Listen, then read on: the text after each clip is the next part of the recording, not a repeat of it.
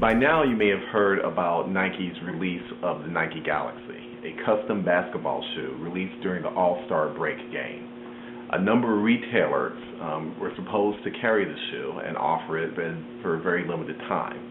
And in the process, a large number of customers lined up overnight, very similar to what you would see at an Apple store, to purchase a shoe. And the end result was, unfortunately, a number of retailers had to cancel the sale because the lines were way too long and over capacity. Now, what caught my attention about this was not so much the people that were lined up, as much as it was that Nike didn't use any sort of online marketing to market this brand new shoe. So beyond the obvious of, you should be able to throw analytics in, I think Nike also missed another opportunity.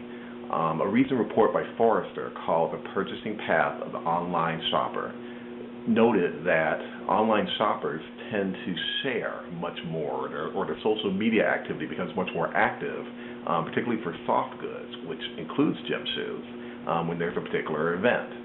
That event could be something along the lines of a Cyber Monday to the traditional holiday season, the shopping season just after Thanksgiving. And Nike's case, in this instance, it had a particular opportunity with the All-Star game because traditionally Nike has introduced its special basketball shoes during the All-Star games. Many of you may remember the Air Jordans. They were introduced, in fact, this is where the tradition came from. It was introduced during the All-Star games and at the All-Star breaks. And again, lines used to be very, very long. Now, this is a little bit of a struggle for Nike because some of the customers who are part of those longs are sneakerheads. These are customers who are very, very enthusiastic about the shoes, but they may not necessarily be the exact persona that Nike was looking for. If you look at their ads, they always promote the athletes. But I think with social media, what Nike had an opportunity to do was to engage this community in a way that it really hasn't in the last several years.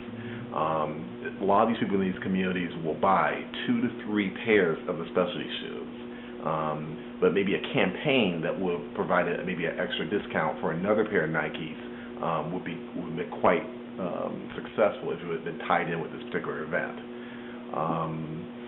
Given that these type of riots or type of breakouts have happened before for Nike, it may behoove them to take a look at how they can use social media not only as a way of engaging customers, but maybe engaging some customers that in a way that may be a little bit differently than they had before.